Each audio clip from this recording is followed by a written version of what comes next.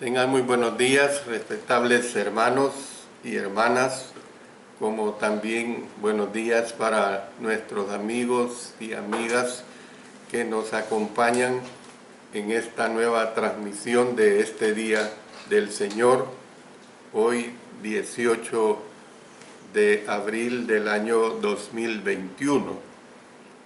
Habla siempre para ustedes el hermano Alexander Castellanos, desde la Iglesia de Cristo en Ciudad Merliot, República de El Salvador.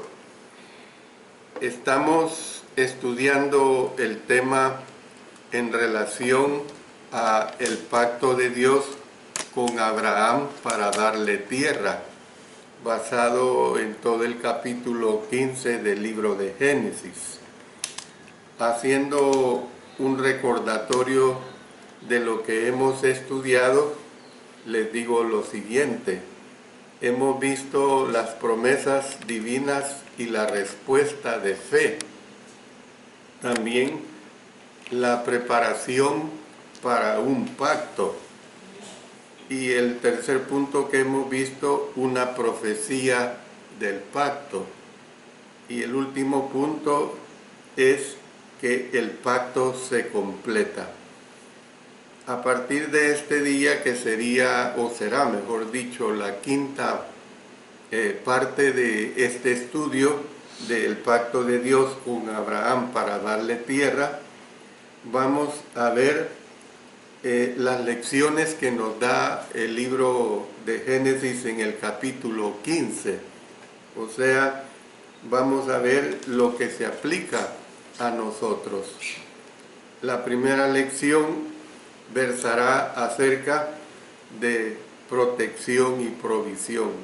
A lo mejor llevemos 2 o 3 mensajes solamente para esta lección. Entonces vamos a ver protección y provisión. Y esto lo vamos a ver en por lo menos 5 partes. Vamos a comenzar con la primera parte, que habla sobre su temor y abatimiento, su temor y abatimiento. Abraham tenía temor. Posiblemente él estaba preocupado por el peligro que le esperaba y temía por su seguridad. Recordemos que acababa de regresar de una victoria como poco probable contra los 4 reyes del oriente, que se ve en Génesis capítulo 14. Sin embargo, que si volvían con sus fuerzas superiores, o sea, todos estos enemigos, ¿qué pasaría si se armaban mejor y volvían con un ejército numeroso, o sea, fuerzas superiores? Lo más probable es que su preocupación en este momento provenía de constatar que tenía más de 80 años de edad y por supuesto ya hemos visto que no tenía hijos. Se estima que Abraham tenía 75 años cuando salió de Harán y había vivido en Canaán durante 10 años en el momento de Génesis 16:3. Fue probablemente en sus 80s cuando ocurrió la visión, es decir, tenía 86 años cuando Agar dio a luz a Ismael. Esto se ve en Génesis capítulo 16, verso 16. Pero sigamos viendo acerca de su temor y abatimiento. Es el tipo de depresión y temor que a veces experimentan las personas después de una gran liberación o victoria sobre las fuerzas del mal. Voy a presentar algunos ejemplos. Por ejemplo, el caso de Moisés, el hombre de Dios, que después de ser liberados del ejército de Faraón por Jehová en el mar y por sus provisiones para Israel que Dios les dio en el desierto, noten lo que dice Éxodo 17:4. Entonces clamó Moisés a Jehová, diciendo: ¿qué haré con este pueblo? De aquí a un poco me apedrearán. Imagínense, les había liberado de la esclavitud de 430 años, les había abierto el Mar Rojo, les había alimentado en el desierto, pero llega un momento que Moisés se siente inseguro. ¿Qué haré con este pueblo?, dice. Y dice: de aquí en poco me apedrearán. Bueno, número 2, el ejemplo de David, el hombre que fue hecho conforme al corazón de Dios, según nos dice la Santa Palabra. Después de demostrar su justicia y misericordia por perdonarle la vida a Saúl. Noten lo que nos dice el primer libro de Samuel 27:1. Dijo luego David en su corazón: al fin seré muerto algún día por la mano de Saúl. Nada, por tanto, me será mejor que fugarme a la tierra de los filisteos, para que Saúl no se ocupe de mí y no me ande buscando más por todo el territorio de Israel, y así escaparé de su mano. Imagínense, a David le vino este temor, pues, este momento depresivo. David había matado al gigante Goliat. En cuanto a fuerzas era incomparable, pero él se escudó en Dios.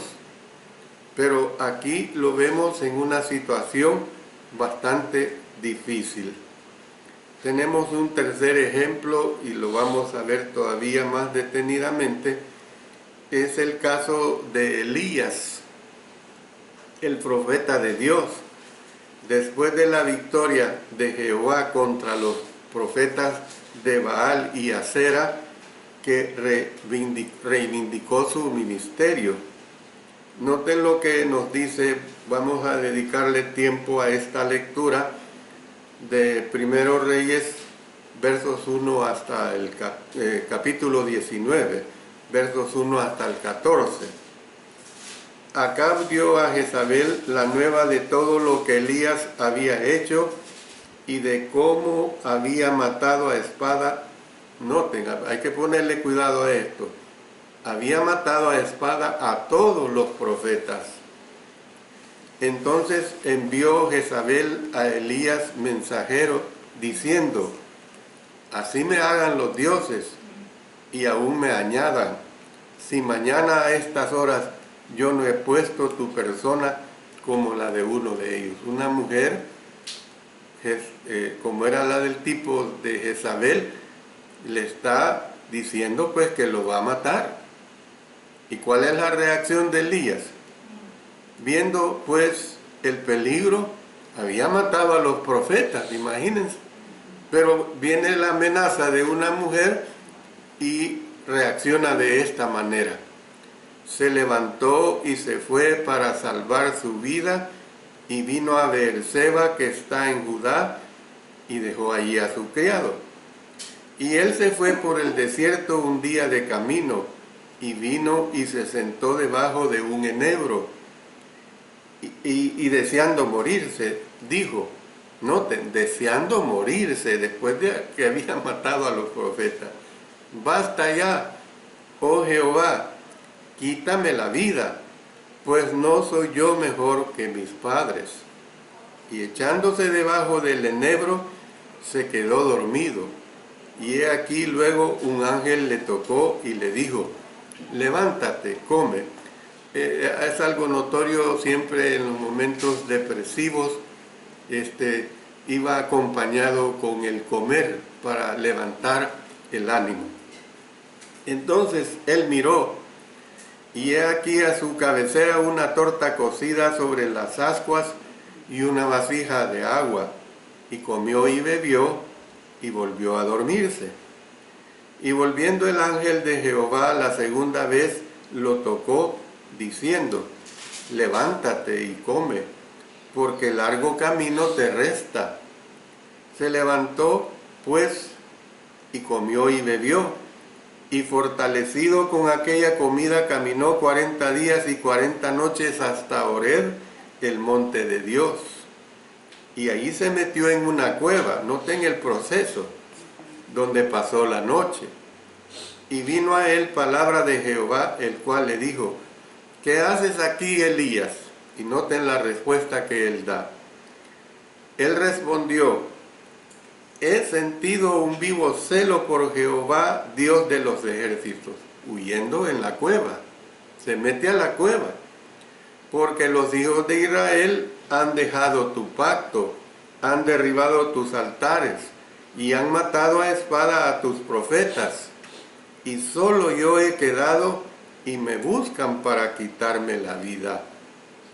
Él le dijo: sal fuera, y ponte en el monte delante de Jehová. Y he aquí Jehová que pasaba, y un grande y poderoso viento que rompía los montes y quebraba las peñas delante de Jehová. Pero Jehová no estaba en el viento, y tras el viento un terremoto, pero Jehová no estaba en el terremoto. Y tras el terremoto un fuego, pero Jehová no estaba en el fuego. Y tras el fuego un silbo apacible y delicado. Y cuando lo oyó Elías, cubrió su rostro con su manto y salió y se puso a la puerta de la cueva. Y aquí vino a él una voz diciendo: ¿qué haces aquí, Elías? Y repite lo mismo, mire. Él respondió: he sentido un vivo celo por Jehová, Dios de los ejércitos, porque los hijos de Israel han dejado tu pacto, han derribado tus altares, y han matado a espada a tus profetas, y solo yo he quedado, y me buscan para quitarme la vida. He sentido un vivo celo por Jehová, Dios de los ejércitos, escondido ahí en esa cueva. ¿Por qué he presentado estos tres ejemplos, Moisés, David y Elías, y con énfasis especial en Elías? Las personas de fe también son personas con sentimientos, y esos sentimientos no deben pasarse por alto, ni ignorarse, ni desacreditarse. Sin embargo, debido a los excesos emocionales, puede que a veces tendamos a irnos al extremo opuesto y tratar de ver el cristianismo como una cuestión de intelecto y voluntad.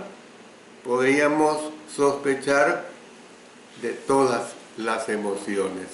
Pero nosotros vemos aquí cómo estos grandes hombres de Dios pasaron por momentos emocionales verdaderamente deprimentes. Fue una realidad para ellos. Puede que esta actitud haga que las personas a lo mejor se sientan culpables o inseguras cuando experimentan dudas. Y Él quiere que tengamos una relación sincera con Él, siendo partícipe de nuestras cargas y de nuestras ansiedades. Dios no quiere que su pueblo finja ser feliz cuando está o están lidiando con su fe y sufriendo emocionalmente. Es decir, no debemos de ocultar ante nuestro Dios cuando realmente necesitamos la gran ayuda de Él, porque de una u otra manera nos atacan a nosotros esos momentos depresivos. Por el contrario, Dios desea que echemos nuestra ansiedad sobre Él. porque realmente se preocupa por nosotros. Noten lo que dice el apóstol Pedro en su primera carta, capítulo 5, verso 7. Echando toda vuestra ansiedad sobre Él, porque Él tiene cuidado de vosotros. Cuando las personas claman a Dios, pidiendo respuestas en momentos de dudas y de temor, necesitan consuelo amoroso y aliento de parte de Él y de parte de su pueblo, o sea, de parte de su iglesia. Esa es la realidad. Una lección muy importante que aprendemos acá. Bueno, hablando sobre esta protección y provisión, entremos al segundo punto. ¿Cuál es ese segundo punto? Su consuelo de parte de Dios. ¿Por qué digo su consuelo de parte de Dios? El Señor sabía que Abraham estaba sufriendo temores y dudas. Se acercó a él. Y noten que no se acercó a él con una acusación, sino con una visión para disipar sus temores. Génesis 15 comienza diciendo: la palabra de Jehová vino a Abraham en visión, diciendo: no temas, Abraham. Es la primera vez que las palabras de aliento, no temas, o sea, la frase específica no temas, aparece en la Biblia. Dios las repitió en numerosas ocasiones. A Isaac, después de su enfrentamiento con algunos pastores de Gerar, noten en Génesis 26, 24. Y se le apareció Jehová aquella noche y le dijo: yo soy el Dios de Abraham tu padre, no temas, porque yo estoy contigo y yo bendeciré y multiplicaré tu descendencia por amor de Abraham mi siervo. El caso de Jacob en relación con su traslado a Egipto, noten en Génesis 46, 3, y dijo: yo soy Dios, el Dios de tu padre, no temas de descender a Egipto, porque allí yo haré de ti una gran nación. Y un número de veces al pueblo de Israel, cuando salieron de Egipto y mientras estuvieron en el desierto. Éxodo 14, 13 nos dice: y Moisés dijo al pueblo: no temáis, estad firmes y ved la salvación que Jehová hará hoy con vosotros, porque los egipcios que hoy habéis visto, nunca más para siempre los veréis. Vamos a Éxodo 20, 20. Y Moisés respondió al pueblo: no temáis, porque para probaros vino Dios, y para que su temor esté delante de vosotros, para que no pequéis. Números 14, 9. Por tanto, no seáis rebeldes contra Jehová, ni temáis al pueblo de esta tierra, porque nosotros los comeremos como pan. Su amparo se ha apartado de ellos, y con nosotros está Jehová. No los temáis. Deuteronomio 1:21. Mira, Jehová tu Dios te ha entregado a tierra. Sube y toma posesión de ella, como Jehová, el Dios de tus padres, que te ha dicho: no temas ni desmayes. Entonces, podemos ver que en cada situación Dios se identificó con la expresión yo soy. O Moisés se refirió a él como Dios o Jehová, y se refería a lo que había hecho o que haría por su pueblo. Muchas veces en el Nuevo Testamento, Jesús mismo o los ángeles utilizaron la expresión no temas. Estas palabras confirmaban la presencia de Dios con su pueblo y su deseo de bendecirlos. Esta declaración reconfortante fue hecha a María, José, también fue hecha a Zacarías, fue hecha a José, fue hecha a María, a los discípulos de Pablo y Juan. Entonces, cuando Dios le dijo a Abraham que no temiera, estaba consciente de que su mayor necesidad no eran promesas adicionales, sino seguridad, pues, del hecho de que Jehová estaba con él y que estaría constantemente obrando en su vida para bendecirle. Por eso es que vemos que Dios continuó diciendo: yo soy tu escudo. La palabra magen con G, del idioma hebreo, yo soy tu escudo. Con ello quiso decir que sería un escudo de protección para Abraham en tiempos de peligro. En el Nuevo Testamento, el apóstol Pablo instó a los cristianos a tomar el escudo de la fe, a fin de apagar los dardos de fuego del maligno.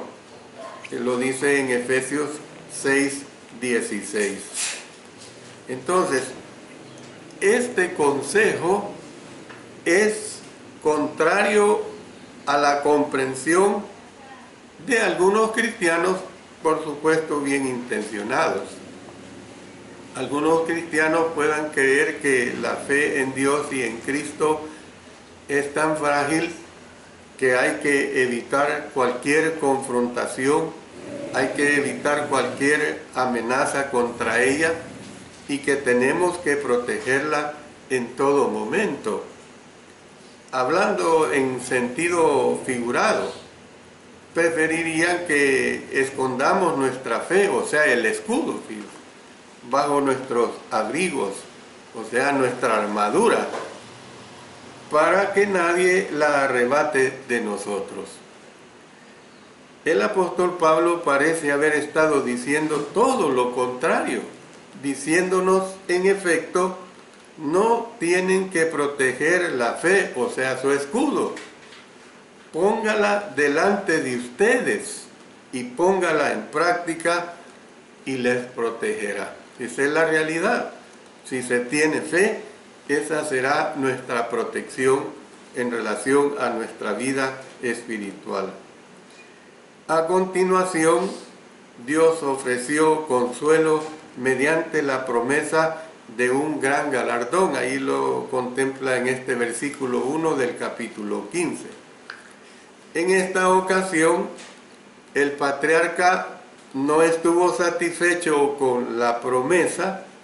No quiere decir que no tuvo en cuenta lo que el Señor había hecho por él desde su salida de Ur de los Caldeos tantos años atrás. Sin lugar a dudas, Abraham estaba agradecido de que Dios le había bendecido con grandes riquezas, con grandes rebaños y vacas, con protección de sus enemigos y la promesa de la tierra de Canaán. Sin embargo, no tenía ningún heredero que heredara estas bendiciones. Esta profunda preocupación llevó a Abraham a ser sincero con Dios y revelar lo que había precisamente en su corazón. Entonces, una vez vemos esto, pasemos al tercer punto. Estamos viendo de esta lección sobre protección y provisión. Hemos visto su temor y abatimiento. Segundo, su consuelo de parte de Dios. El tercer aspecto es su decepción con la promesa de Dios. que es lo que vemos en relación con su decepción con la promesa de Dios. Principalmente, Abraham estaba decepcionado por su falta de un heredero natural. Era normal esa actitud de Abraham. ¿Por qué? Porque en la antigüedad, cuando una pareja se casaba, su anhelo principal era que el Señor los bendijera con hijos. Cuando una pareja casada no podía tener hijos, su infertilidad era vista como una especie de maldición sobre ellos. Y mire, vamos a ver algunas de estas citas para reforzar lo que estoy expresando. Génesis 25, 21. Y oró Isaac a Jehová por su mujer, que era estéril, y lo aceptó Jehová, y concibió Rebeca su mujer. Génesis 30, 1 y 2. Viendo Raquel que no daba hijos a Jacob, tuvo envidia de su hermana, y decía a Jacob: dame hijos, o si no, me muero. Y Jacob se enojó contra Raquel y dijo: ¿soy yo acaso Dios que te impidió el fruto de tu vientre? Vámonos a 1 Samuel, vamos a leer versos 1 y 2, luego nos pasamos al 7 y luego al 19. Hubo un varón de Ramataim de Sofín, del monte de Efraín, que se llamaba Elcana, hijo de Jeroboam, hijo de Eliú, hijo de Tou, hijo de Suf, efrateo. Y tenía él 2 mujeres. El nombre de una era Ana, y el de la otra Penina. Y Penina tenía hijos, mas Ana no los tenía. Así hacía cada año. Cuando subía a la casa de Jehová, la irritaba así, por lo cual Ana lloraba y no comía. Y levantándose de mañana, adoraron delante de Jehová, y volvieron y fueron a su casa en Ramá. Y Elcana se llegó a Ana su mujer, y Jehová se acordó de ella. Entonces, podemos ver pues cómo es que en la antigüedad, en estos tiempos, era de ley pues que en un matrimonio tenían que haber hijos, y había un craso sufrimiento si estos hijos no se daban. Hasta muchas veces, como lo hemos visto, se consideraba como un castigo para el matrimonio que no tenía estos hijos. Aunque Dios había prometido en repetidas ocasiones que Abraham se convertiría algún día en una nación poderosa, él pasaba los 80 años y Sara era de unos 70 años. Seguía siendo estéril. Realmente esta era pues la situación que se presentaba en este tiempo. La falta de descendencia era una pesada carga que causaba un gran dolor en el corazón de Abraham. Con los años avanzando rápidamente sobre él y su mujer, no podía imaginarse cómo cumpliría el Señor esta promesa. Debido a que el patriarca había esperado tantos años con la esperanza aplazada, su alma se llenó de desilusión. Y por supuesto que el abatimiento le siguió naturalmente. Para él pues parecía que Dios no estaba haciendo nada para darle un heredero. Así que Abraham se quejó con Dios de que no tenía hijos y dijo que había hecho a Eliezer de Damasco su heredero. Por eso le dijo y respondió a Abraham: Señor Jehová, ¿qué me darás, siendo así que ando sin hijo, y el mayordomo de mi casa es ese Damaseno Eliezer?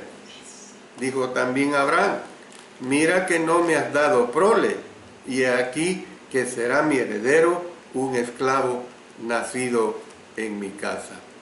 Eran situaciones pues que realmente desesperaban, abatían a Abraham. Entonces, ¿qué es lo que vemos? Que Dios alentó a Abraham expresando su promesa de una manera más específica. Cuando la palabra del Señor vino a Abraham nuevamente, se le dijo que Eliezer no sería su heredero. Un hijo provendría de su propio cuerpo y los descendientes de ese hijo heredarían todas las bendiciones que habían sido prometidas a Abraham. El verso 4 dice: luego vino a él palabra de Jehová diciendo: no te heredará este, sino un hijo tuyo será el que te heredará. El Señor pues siguió esa promesa con una ilustración. Le dijo a Abraham que mirara al cielo y contara las estrellas. Si podía, le dice, si podía. Dios concluyó diciendo: así será tu descendencia. Entonces, Abraham y Sara tenían una lección difícil de aprender sobre la fe, una lección que todos debemos aprender. O sea que la voluntad del Señor tiene que cumplirse a su manera. Hay que entenderlo. Y la voluntad de Dios, además de que se tiene que cumplir a su manera, es también de acuerdo a su tiempo. Yo, por ejemplo, puedo decirles, y yo no me equivoco al expresar esta ilustración, que va aunada con mi esposa. Nosotros morimos de deseo, hermanos, de deseo, hermanas, de ver a nuestros nietos que están en San Cristóbal de las Casas, en Chiapas, República de México. Pero ¿qué ha sucedido? Vino esa pandemia, desde inicios, podemos decir, del año pasado. Teníamos planes de ir en el mes de octubre del año pasado a verlos. Pero ¿qué ha sucedido? ¿Qué sucedió? Pues la pandemia no nos ha permitido.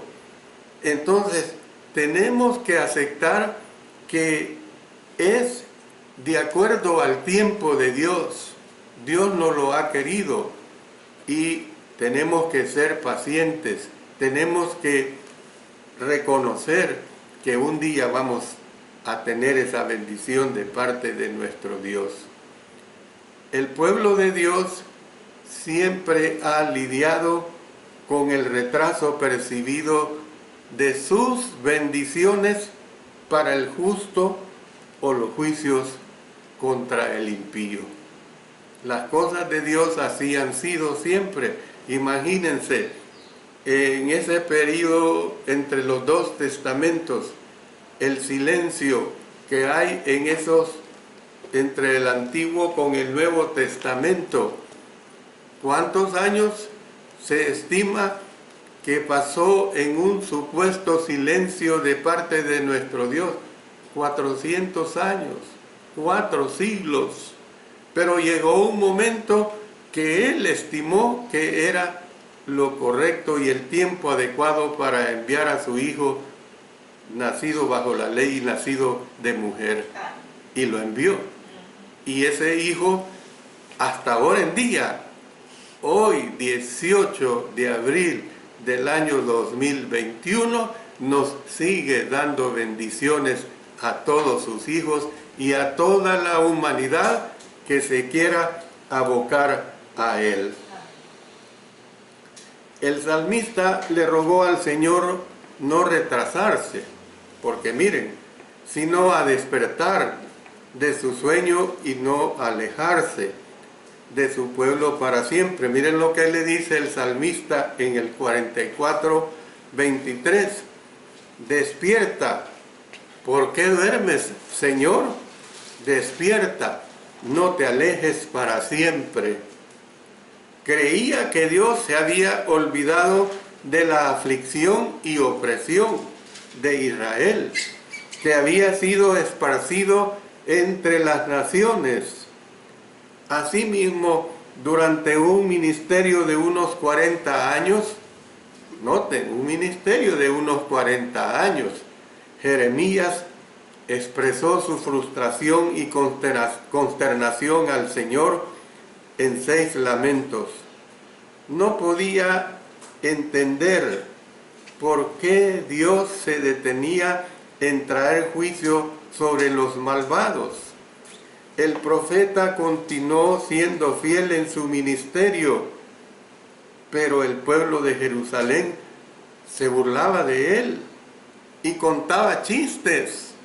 Incluso el pueblo de la ciudad donde creció, incluyendo sus propios parientes, le insultaron. Mire, vamos a consultar, hay bastantes citas al respecto, pero solo vamos a ir a una. Vámonos a Jeremías capítulo 11, versos 18 al 23, solo para ilustrar esta situación que aquí se nos presenta.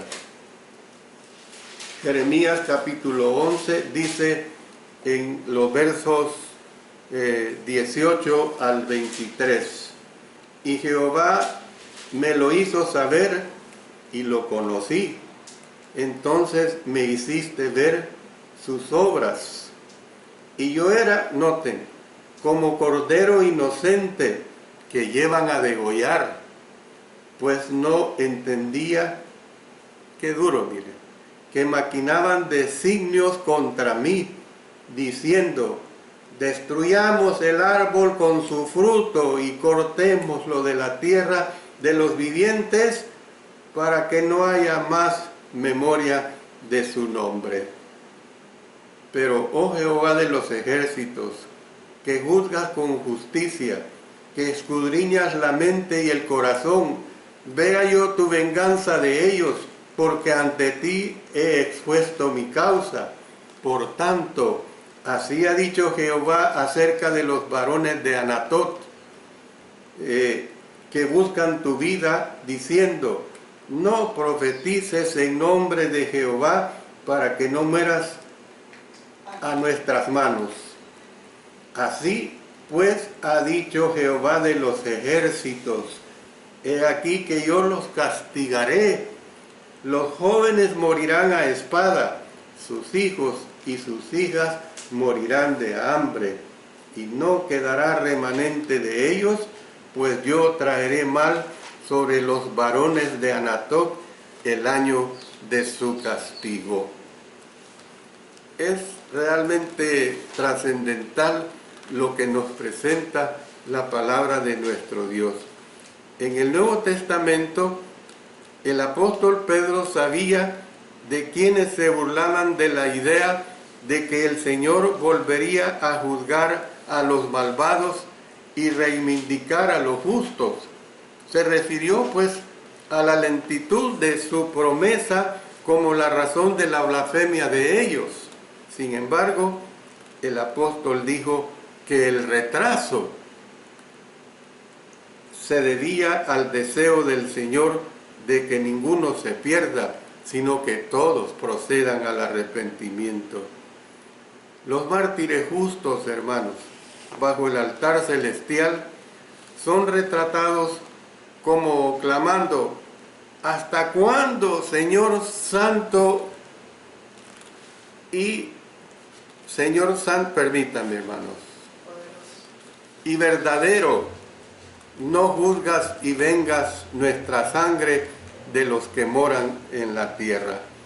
Dios a menudo tiene propósitos que la razón humana no puede discernir. Esa es la realidad. Puede que Abraham haya sido el primero en quejarse de la lentitud de la promesa de Dios, pero ciertamente no fue el último.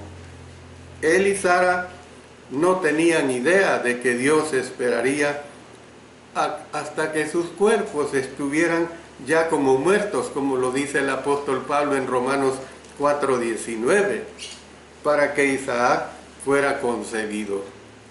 La razón era demostrar que para Dios no hay cosa difícil.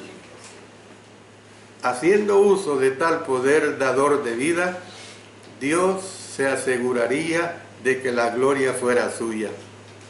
Estaba dándoles a las futuras generaciones razón para creer en Él como el verdadero Dios y servirle de manera voluntaria.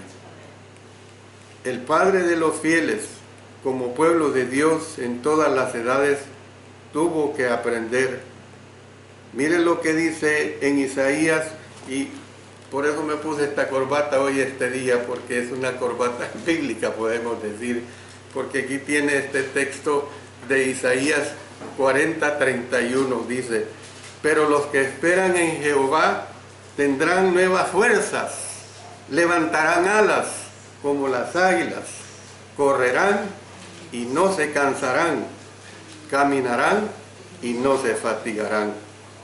Todo esto es con una fe sencilla y con una fe totalmente confiada. Yo les digo, hermanos, confiemos en las promesas de nuestro Señor, que son cumplidas a cabalidad. Que Dios bendiga su bendita palabra. Oremos. Padre Celestial, gracias por la fortaleza que nos das en estos mensajes tan hermosos y que nos alimentan cada día a nosotros. Gracias, Señor, por esas lecciones de vida que tienes para tus hijos, para tu iglesia. En el nombre de nuestro Señor Jesucristo. Amén.